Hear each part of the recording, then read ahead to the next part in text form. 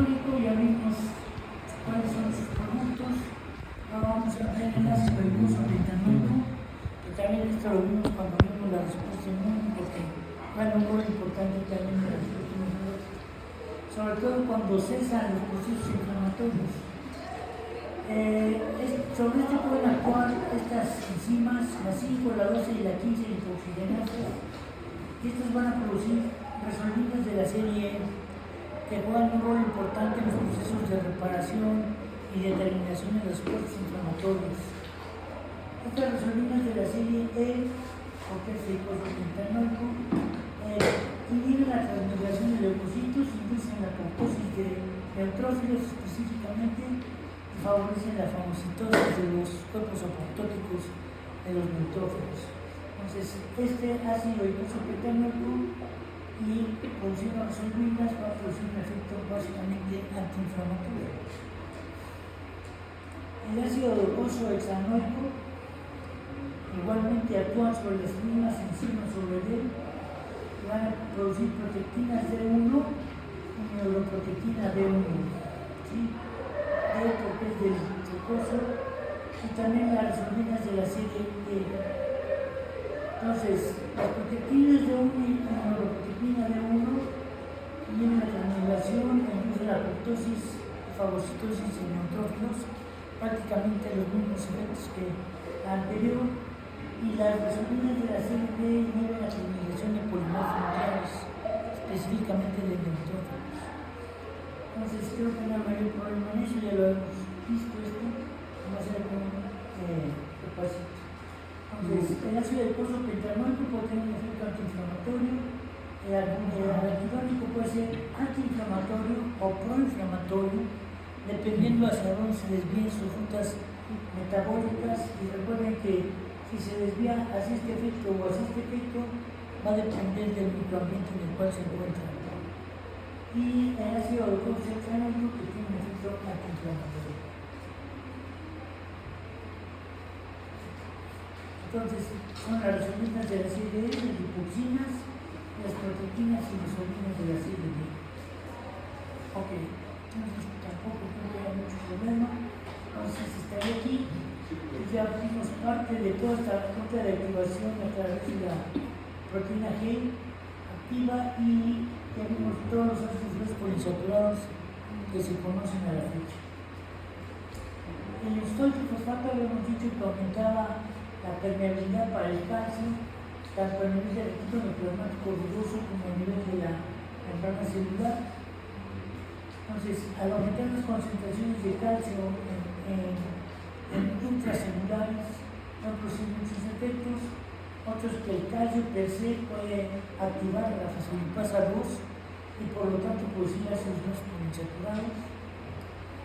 ¿Sí? Y el calcio también en estas concentraciones aumenta la afinidad de las moléculas de adición. Por ejemplo, las interinas que estaban de baja afinidad y de alta afinidad se hacen de alta afinidad para poderse adherir al gluteo y producir un efecto proinflamatorio. Ya también hemos comentado que cuando aumentan los niveles de calcio, los filamentos de trimosina se acoplan entre sí y permiten la emisión de pseudópodos que favorecería la demonomía celular. ¿Sí? Entonces, ¿ninguna duda ahí? ¿No? Okay. Entonces voy a pasar una listita, por favor. Entonces,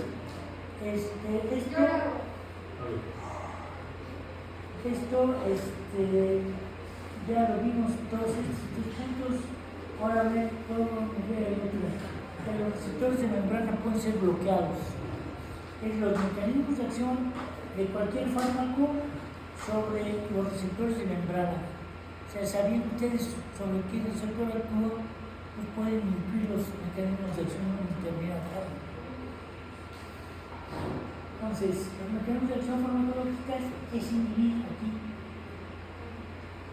Entonces, la molécula o la citosina o el mediador químico del dolor, etc., ya no puede unirse a su receptor y ya no produce un estímulo. O sea, no hay una señal. También otra forma de bloquearlo es antes de que con otro los anticuerpos monoclonales que actualmente se están utilizando mucho en muchas terapias de cáncer y todo eso. Entonces, este anticuerpo bloquea al receptor. Por ejemplo, si estos fueran factores de crecimiento y tuviéramos un sistema clásico, mandamos anticuerpos monoclonales contra el receptor, estos factores de crecimiento y ya quedan bloqueados. ¿Sí? Eso es, por ejemplo, se basa en las inmunoterapias que se utilizan mucho en la actualidad, muy específicas, que pueden actuar sobre el receptor o pueden actuar sobre la célula neoplásica específicamente. Entonces, por lo tanto, al bloquearse los receptores, los ligandos no pueden unirse al receptor y por lo tanto no emiten ninguna señal. Entonces, todo esto ya lo podemos dejar en verde, ya teóricamente lo manejan. Cuando actúan sobre los receptores de membrana y ya el resto, simplemente vamos a ir cortando partes porque ya actúan más directamente sobre otras moléculas. Entonces, tendremos así, tendremos con los receptores de citoplasma. Entonces, aquí obviamente el fármaco tiene que poder difundir hacia el interior de las células. Entonces, cuando el fármaco actúa con un receptor citoplasmático, entonces puede activar a moléculas de señalización con la consecuente activación de un factor de transcripción y la síntesis de proteínas, que ya lo vimos, ya lo analizamos, ya limpiamos la síntesis de proteínas, etcétera, etcétera. Activan moléculas citoplasmáticas y segundos mensajeros, modificando su estructura química y actividad biológica. El ejemplo anterior del AMP cíclico y de lo que acabamos de ver de discriminación ya también lo tenemos, y pueden ser bloqueados. O sea, todos estos ya los vimos cuando vimos los anteriores. Aquí ya no activan a moléculas, sino estas se activan directamente a moléculas de señalización, ya no tienen que pasar por el sector membrana. Entonces, ¿alguna duda de eso? Cuando actúan a nivel nuclear, obviamente se siguen acortando los efectos, porque ahí ya no pasa por todas las moléculas de señalización que podrían haber en alguna célula. Entonces, con un receptor nuclear, entonces, ¿qué va a producir? Activan un factor de transcripción directamente, provocando la síntesis de proteínas. Y también, como los demás, pueden ser bloqueados. O sea, puede llegar un fármaco que bloquee a este receptor y por lo tanto ya no actúe la sustancia que queremos eliminar. ¿Alguna pregunta?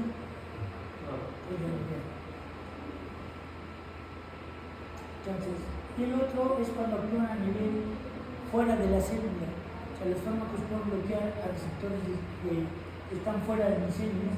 Por ejemplo, si esta fuera una hormona que fuera a activar a esto, entonces esa hormona queda bloqueada y ya no se puede unir a ningún receptor. ¿Sí? Ahí ya están bloqueando ya. Entonces la hormona ya no puede unirse a nada. Entonces cuando el fármaco actúa con un receptor extracelular que puede encontrarse en el intersticio o en el plasma sanguíneo. Entonces esos van a bloquear la unión del receptor con la membrana citoplasmático nuclear y generalmente son bloqueados. Y estos son las hormonas y generalmente los mediadores químicos. El PIT, por ejemplo, es un mediador químico de dolor, un analgésico lo bloquearía el receptor y ya no podría estimular a las terminaciones nerviosas libres, etcétera, etcétera. Aquí vemos este ejemplo también, que es básicamente igual. Entonces, en lugar de fijarse al receptor, se fija directamente a la sustancia que va a estar aquí. Entonces están bloqueando. Por lo tanto, ya no internacional. Igualmente, como les decía yo, los anticuerpos monoclonales pueden bloquear a una célula neoplásica o pueden bloquear a los mediadores químicos que está produciendo un determinado organismo, etcétera, etcétera, un microorganismo. Lo bloquean y ya no pueden unirse a su receptor. Y por lo tanto no emite señales y por lo tanto no activa las células. ¿Dudas? Acuérdense del número, ¿ya están pasando la lista? ¿Sí pusieron números? Okay.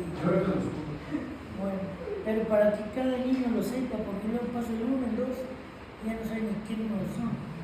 ¿Quién se los diga una vez para que ya no... A ver, Solís es la 1, Palacios Castro 2, de la Luz Martínez 3, Guillermo 4 y ya los demás sí saben. Mateo ascendente. Espero que pasen más de los días. Ok, entonces hasta aquí no hay problema. Ok, entonces los diferentes fármacos pueden actuar únicamente sobre estos 4. Y estamos hablando únicamente obviamente de fármacos que actúan sobre nuestro organismo. Los antimicrobianos ya después se los vamos a dar, vamos a ejemplificar sobre qué partes del microorganismo puede actuar cada antimicrobiano, etcétera, etcétera. Y los mecanismos de resistencia a los antimicrobianos. Bueno, esta se la pongo, pero ya sé que no la viven, no la sienten. Pero es muy padre esta. Entonces vamos ya a la presentación 6.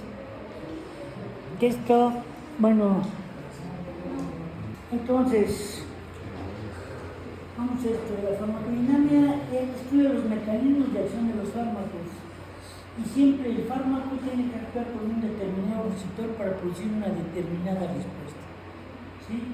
Entonces, obviamente al interactuar el fármaco con su receptor va a producir efectos fisiológicos y efectos bioquímicos. Entonces, la acción farmacológica es la modificación de las funciones del organismo por cualquier fármaco. Esta puede ser de estimulación, de disminución o inhibición de la función de una determinada molécula, de reemplazo, por ejemplo, aquella gente que se inyecta insulina, están reemplazando la insulina normal, o bien puede ser antiinfecciosa, que esta la veremos después. Entonces, todas estas prácticamente se definen por sí mismas, no creo que haya problema. Entonces, aquí está mi organismo, esta sería la circulación venosa, que es, dijimos, la ruta por la cual cualquier fármaco se absorbe y finalmente va a llegar a mi sistema arterial. ¿Sí? Eso queda claro. Ya vimos, cada ruta ya la analizamos en detalle. Entonces ya vemos cómo el fármaco tiene que entrar forzosamente a mi sistema venoso para llegar después a mi aparato circulatorio arterial y ya tener todo eso. ¿De acuerdo? ¿Se acuerdan? En el tubo digestivo, cuando un fármaco se administra por tubo digestivo, ¿a dónde llega finalmente? ¿El tubo digestivo? Cuando se absorbe por tubo digestivo, ¿a dónde va a llegar? A la aurícula derecha, antes de la aurícula derecha, mucho antes. Dice, o sea, iliares, ¿no? Iliares, vena porta hepática. Llega el sistema porta a fuerza. Ahí es donde llegan todos los fármacos y alimentos y todo. Al sistema porta hepático, y el sistema porta hepático da origen a las arterias hepáticas, a las venas hepáticas, y de ahí a la vena cava inferior. Ya hemos comentado que cuando necesitamos un fármaco por vía oral, el fármaco en condiciones muy óptimas, es decir, con el estómago vacío y todo esto, que todo esté bien, que hayan ingerido suficiente cantidad de agua, pues tardará por lo menos unos 20 minutos, a media hora en empezar a hacer efecto. Pero a mucha gente le causa un efecto placebo, sobre todo cuando el dolor, por ejemplo, en el caso de analgésicos, sí le puede quitar el dolor casi después de que se lo tomó, pero por cuestiones que serían como psicológicas más que cualquier otro efecto. Un efecto placebo puro. Aunque el efecto real del fármaco va a empezar a actuar por lo menos unos 15 o 20 minutos, dependiendo de él. Y si el estómago está lleno, por lo menos tardará una hora, hora y media en empezar a hacer efecto, mientras se absorbe por todo el sistema porta. Entonces llega el fármaco por mi sistema venoso y luego pasa mi torrente arterial, y ya mi torrente arterial lo lleva a su sitio de acción. En el sitio de acción actúa sobre lo que va a actuar, se absorbe, después se metaboliza ahí y vuelve a entrar al sistema venoso y así está circulando. Pues la vida media de un fármaco va a depender qué tanto esté activo dentro del organismo. ¿Sí? Qué tanto va a durar esa vida media, va a variar dependiendo del fármaco. Es por eso que a veces tenemos que dar dosis cada determinadas horas o cada determinados días.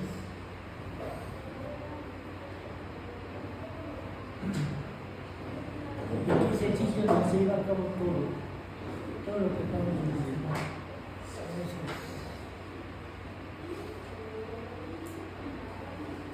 Entonces la microcirculación, que ya la hemos visto hasta la saciedad, que hago la pregunta en el examen y se equivocan la mayoría. No sé por qué otros no. Pero bueno, sí la entienden, ¿no? ¿Sí se acuerdan cuál era la microcirculación? ¿Cuál? Sí, pero ¿por qué está constituido? ¿Por qué elementos la constituyen? Venosa y arterial. Venosa y arterial. Una arteriola Una arteriola, una médula y lo que está aquí en medio que se llama el capilar con su fusión arterial venosa. Ahí está la arteriola, el sistema venoso, el capilar y bueno. Ahí está. Y este sería el tejido conectivo, ¿sí? Sobre el cual va a actuar un determinado fármaco. Creo que viene medio acelerado con venir rápido, pero vamos bien, ¿no? Sí, vamos muy rápido. Ya toma ritmo. Ok, entonces, mi aparato circulatorio estaría así. Obviamente nunca queda vacío, ¿no? La forma que introduce. Entonces, llega mi fármaco aquí, llega al capilar, en la porción arterial sale y va a difundir hacia... Aquí sí el mecanismo podría ser de difusión fácil, simple, ¿no? En el capilar, pero todo lo demás que ya vimos que no solamente utiliza ese mecanismo de transporte. En tubo digestivo, ¿cuál es el mecanismo de transporte del fármaco? Transitosis, claro. ¿Por qué? Porque si actuara sobre la célula epitelial, si lo absorbiera la célula epitelial, tendría que metabolizarlo a fuerza, no habría más.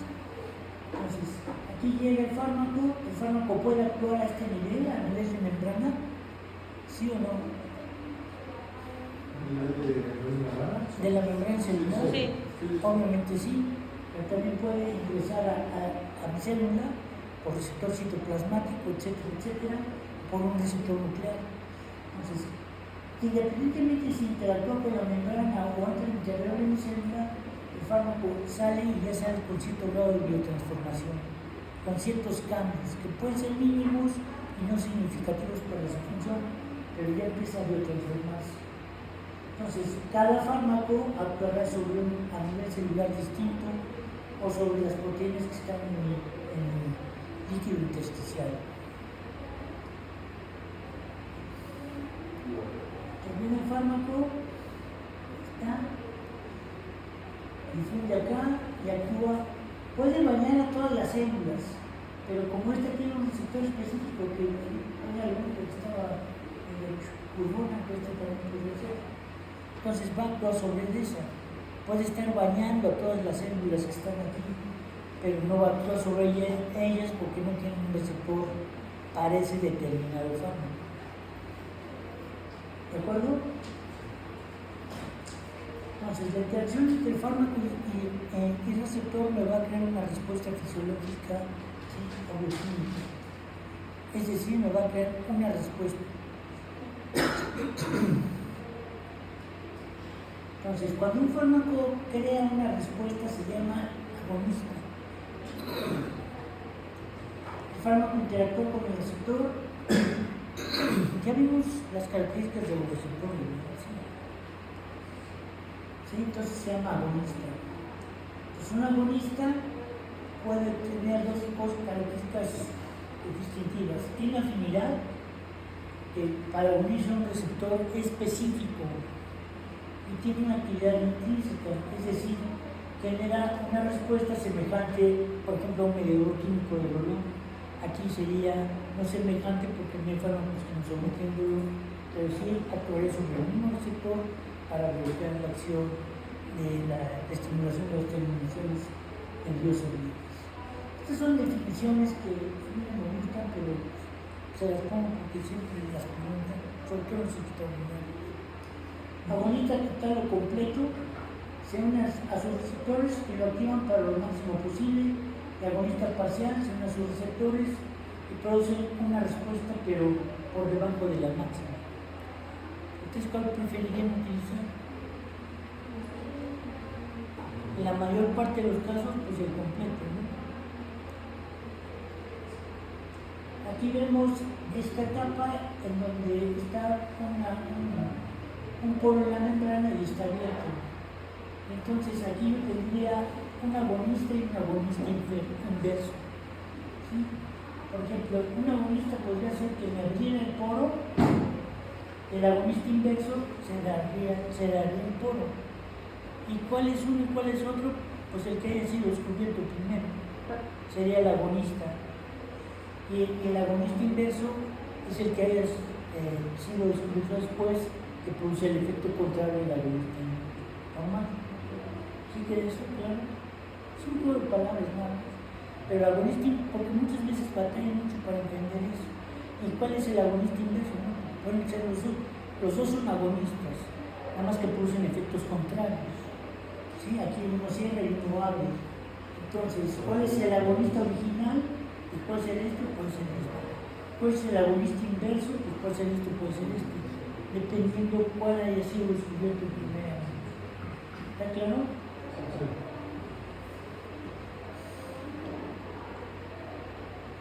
Entonces decía, agonista, receptor, puso una respuesta. Entonces esto, cuando un fármaco produce un bloqueo con el del receptor y no ocasiona una respuesta, el fármaco se llama antagonista. ¿Sí? No produce una respuesta. Un antagonista no produce una respuesta. Tiene afinidad por el receptor, pero carece de actividad intrínseca, o sea, no genera ninguna respuesta. Actúa como un bloqueador simplemente. Agonista competitivo. Bloquea directamente el sitio de acción de un agonista. O sea, compite por el mismo receptor. El que llegue primero, ¿se acuerdan de la definición facilitada? Que una de sus características era competencia. Pues así es que eso lo vimos muy al principio de este microcurso, de este curso primitivo. El antagonista no competitivo, se une a otro sitio del receptor y con ello evita el cambio estructural necesario para su activación o inactivación. Entonces, esto a mí me causa siempre conflicto porque agonista no competitivo dice que es un otro sitio del receptor. Por ejemplo, aquí ¿qué sería? ¿Esto qué sería? Antagonismo competitivo. Aquí sería no competitivo si este se une a este. Pero si hay un agonista no produce una respuesta.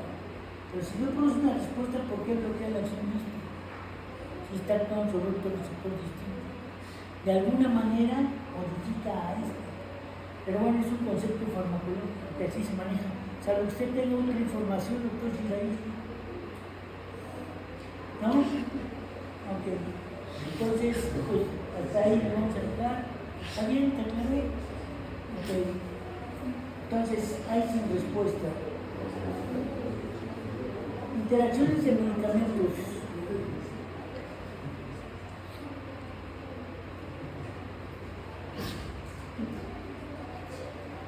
Entonces, los medicamentos pueden interactuar con el organismo, que es el objetivo primordial, pueden interactuar con el agente patógeno, que es el uso de los antimicrobianos o antiparasitarios, y pueden interactuar entre sí. Y este sí es importante porque tenemos que saber qué fármacos se potencian o qué fármacos pierden su efecto por la acción de otro fármaco que se está administrando. Por eso es que la historia clínica siempre va a ser muy importante. Y aquí viene una serie de definiciones que tienen muchas cambiantes aquí. Idiosincrasia es una reactividad anormal a una sustancia química determinada por mecanismos genéticos. Por ejemplo, cuando se prepara un fármaco, por decir un número, De cada 100 pacientes que utilizan ese fármaco, en el mejor de los casos, un 97-98% tienen el efecto deseado, pero otros no tienen ese efecto deseado. Eso se debe a que su química es diferente por sus factores genéticos, sus enzimas lo metabolizan distinto, etcétera, etcétera. Entonces, cuando un fármaco sale al mercado, sale ya probado, pero sobre ciertos grupos de personas, sobre 100 gente, sobre las cuales 98 causan el efecto deseado, pero sobre 2 no. Eso se debe a la idiosincrasia de cada paciente. Por ejemplo, también eso es, aunque no es totalmente cierto, pero por ejemplo, hay gente que toma naproxeno y le arde el estómago, y hay gente que toma naproxeno y no le pasa absolutamente nada. Igual con la eritromicina, es un antimicrobiano que ya lo veremos más adelante. Entonces, con el organismo puede ser normorreactivo, que sería el efecto que la mayor parte de la gente tiene. Pero puede ser alguien que sea reactivo, o sea, que responde de una manera exagerada a un fármaco. Estas podrían ser las reacciones de hipersensibilidad. Hiporreactivo, o sea, que necesita una dosis mayor para poder causar el mismo efecto. Y aquí puede haber tolerancia, pertinacia y tolencia. Estas son definiciones que ahorita les voy a dar, que yo a veces no he encontrado ninguna diferencia entre una y otras. Sobre todo aquí está. Tolerancia. Es tolerancia. Resistencia exagerada del individuo a otras especies para responder a dosis ordinarias de un fármaco. Y esa tolerancia puede ser que la haya adquirido o que tenga una tolerancia genética a un determinado fármaco. Hay pacientes que con cualquier pastilla para dormir se descerebran. Hay pacientes que toman hasta 1, 2 y siguen más o menos igual. Entonces la tolerancia puede ir creándose a través del tiempo, porque el retículo plasmático liso aprende a metabolizar los fármacos. Entonces va creando cierta tolerancia a algunos fármacos. No todos los fármacos caen en ese punto. Otra definición de tolerancia, cuando la capacidad de respuesta disminuye como consecuencia de la administración continua del fármaco, era lo que les estaba comentando. Que sustancialmente son las mismas definiciones, y si siguen buscando podemos encontrar más. La idea es esa, de que un paciente se hace tolerante a un fármaco cuando ya lo usa mucho tiempo, en términos generales, o cuando lo empieza a usar, pero pues su idiosincrasia funciona diferente. La tolerancia obviamente puede ser de especie. Eso es algo que ya lo ven muy comúnmente ahora. No todos los fármacos que le damos a nuestras mascotas nos sirven a nosotros y viceversa. Sí, algunos pueden ser hasta dañinos para uno o para otra especie. La genética es obvia, que si carecemos de una enzima, si carecemos o sobreexpresamos una enzima, esto puede tener distintos grados para adquirir la tolerancia. La adquirida, pues obviamente es cuando se está tomando un fármaco, sobre todo los que actúan a nivel del sistema nervioso central, en donde se va haciendo cada vez más tolerante el paciente. Lo aprende a metabolizar, así como que les ha pasado o que ya les pasó con el alcohol. Al principio toman una copita y ya están mareados. Hoy necesitan 2 o 3 botellas para estar medio mareados. Así van acabando su tolerancia. Sí les había comentado, son etapas de alcoholismo. El alcoholismo, cuando están con el alcoholismo, generalmente su tolerancia va aumentando. Y se dijo, ya estoy muy bueno, porque para tener el efecto que tenía acá, ya lo tengo que tener como con 2 o 3 botellas. Bueno, no, pero sí, o bueno, no sé si hay aquí algunas. Entonces va aumentando, y luego llega una etapa en donde ya queda una meseta. Ya hasta ahí llego, ya ahí no me quedo. Pero esa ya es una etapa de alcoholismo, sobre todo cuando van aumentando sus dosis. Luego, cuando empiezan a declinar, ya es una etapa más avanzada de alcoholismo. Hay gente que empieza a tomar y llega a su máximo, y después empieza a declinar cuando ya está en una etapa de alcoholismo más avanzada. Es decir, ya toma 1 o 2 copas y ya está borracho. Ya empiezan a pasar eso, que son etapas del algoritmo, y se las paso al costo para que pues, vayan tomando sus precauciones o sigan adelante. Y la cruzada Una tolerancia cruzada es cuando ciertos fármacos tienen estructura química parecida. Yo nunca he usado este fármaco A y se me hizo el fármaco B, pero el fármaco B me causa una reacción cruzada a la resistencia del fármaco A. ¿De acuerdo? Taquifilaxia es disminución mayor del efecto de un fármaco al ser administrado de forma continua o repetida. Sí, por lo general aparecen minutos. Esto es tolerancia aguda. Esta taquifilaxia prácticamente ustedes no la van a observar. En los hospitales se observa cuando los pacientes están administrando suero y todo esto. Pero en condiciones normales ustedes no lo van a ver porque no están administrando continuamente un fármaco, ¿no? Nunca canalizan a sus pacientes cuando les van a hacer cirugías de terceromolares, etcétera, etcétera. Esta tolerancia que yo nunca he encontrado la diferencia con necesidad de administrar dosis crecientes de un medicamento para obtener una respuesta deseada. Tolerancia y tolerancia, aunque tú qué piensas, son iguales, a mí se me hacen extremadamente semejantes. ¿Usted encuentra una diferencia? ¿O usted tiene una diferencia? ¿No? Porque así son, como lo estamos administrando. Pero esta tolerancia, y le he buscado varios diccionarios y no encuentro la diferencia con la tolerancia, pero bueno, es otra que tienen que saber.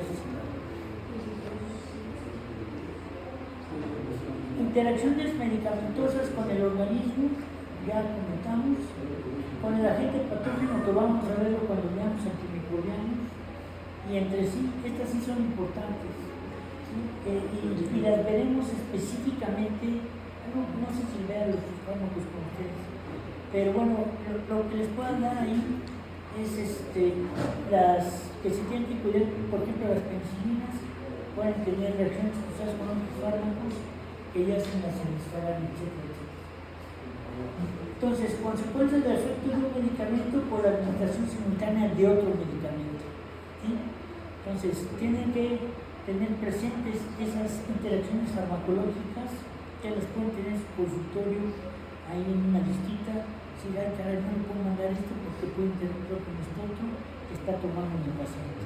Por eso les decía que la historia clínica es fundamental para que ustedes cuiden eso.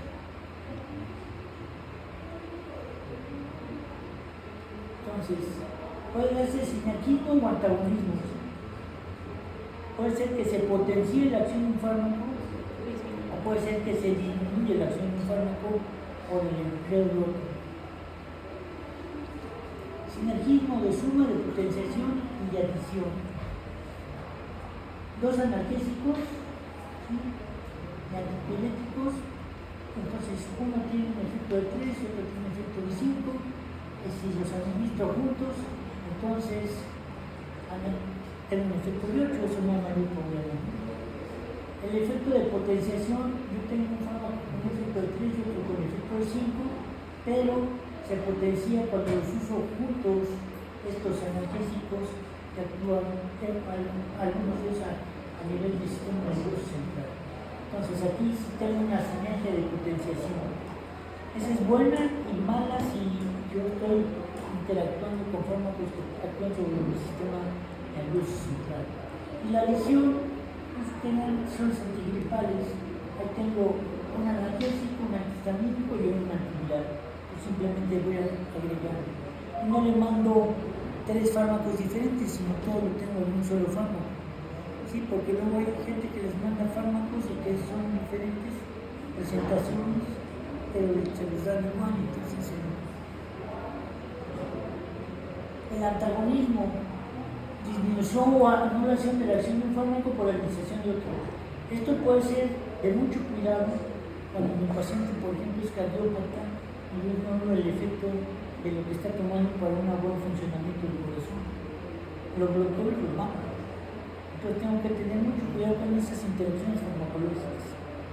Por eso es que cuando tiene que tener ahí isocordón invariablemente por los efectos antagonistas que puede producir su fármaco, no sé su listita. Ellos se las podrían dar, pero no se las dan. Están los fármacos, una lista amplia con sus antagonistas que pueden causar problemas. Pero eso lo encuentran en cualquier PLM.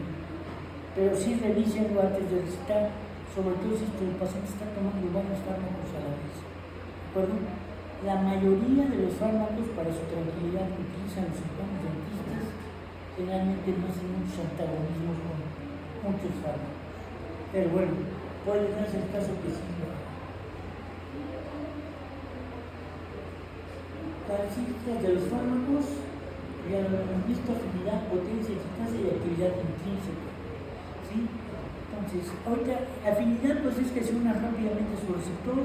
Potencia es la cantidad de dosis que dé un fármaco. Entre menor dosis dé de un fármaco es más potente. ¿Sí? Y la eficacia, el efecto que va a producir. Esto va a quedar claro en la siguiente grafiquita que les voy a presentar. La actividad intrínseca, esa potencia y eficacia. Entonces, aquí, de acuerdo a lo que les acabo de decir, ¿cuál sería el fármaco más potente? ¿Sí saben los colores? Las letras. ¿El fármaco más potente cuál sería?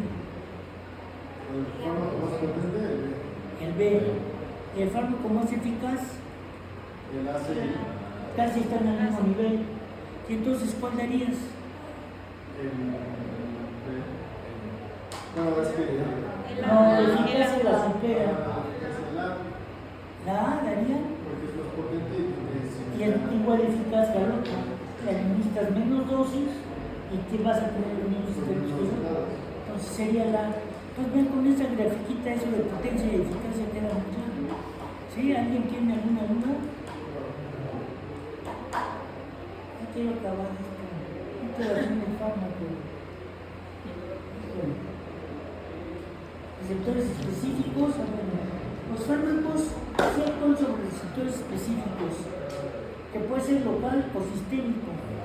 Pero sobre receptores específicos, por ejemplo, si yo tengo dolor de cabeza, para actuar sobre mi cabeza, con mi cabeza, para decirlo fácil. Y si tengo dolor en el dedo gordo del pie, también va a actuar el mismo fármaco. ¿Sí? Ahora, los efectos locales generalmente se dan con antibióticos que se aplican tópicamente y sí obtienen un efecto local. Pero en realidad, cuando un fármaco entra en microorganismos sanguíneos, se puede difundir a todo el organismo. Claro, no va a tener un efecto sistémico porque únicamente va a actuar en el sitio de acción donde hay una infección, por ejemplo. Entonces, únicamente tiene un efecto local. Si hay un efecto sistémico, si yo tengo una sepsis o una infección generalizada, entonces sí tendrá fármacos que emplear para que tenga un efecto sobre todo el proceso séptico. Aquí creo que es la primera. Entonces, esta creo que todo se define por sí mismo. Esto es muy importante. Si ustedes no especifican al paciente cuánto tiempo tiene que tomar su fármaco, el paciente lo deja de tomar en cuanto se siente bien. Y eso es muy importante con los antibióticos, porque los antibióticos sí los tienen que tomar durante 5 o 7 días por lo menos. Pero luego toman un día o dos el antibiótico, ya se sienten mejor, se les quita el dolor porque sale el proceso inflamatorio y lo dejan de tomar. Y muchas veces tienen recaídas o muchas veces puede causar resistencia a los microorganismos. La dosis, bueno, cada fármaco va a depender, y la dosis del momento en que se trate. La dosis generalmente es la misma para pacientes de mayores de 12 años hasta pacientes de 50, 60, 70 años. Prácticamente es la misma dosis, ¿sí? Salvo que sean muy obesos o estén muy delgados, muy caquéticos, desnutridos. Y en los extremos de la vida sí hay que cuidar mucho las dosis. ¿Por qué? Porque ya se hacen por kilogramo de peso, tanto en los niños menores de 10, 12 años a los ancianos. Ahí sí las dosis sí las tienen que cuantificar con mayor precisión. En todas las demás edades, ya les di la receta, ¿no? Básicamente la dosis, no les dieron receta. Algún día se las doy. Y todo lo demás es igual. El sexo no influye, salvo medicamentos de usos de esteroides y todo eso sí, pero con antimicrobianos y analgésicos prácticamente no influye el sexo. Obviamente aquí la vía de administración del fármaco es bien importante, ya la mayoría de los fármacos, y sobre todo los que ustedes usan, son por vía oral. Mandarle inyecciones a un paciente, tienen que considerar que el paciente tenga alguien que le pueda poner inyección, que tenga dinero para que alguien le inyecte, etcétera, etcétera. Y luego seguiremos comentando estas, leerlas y si tienen alguna duda,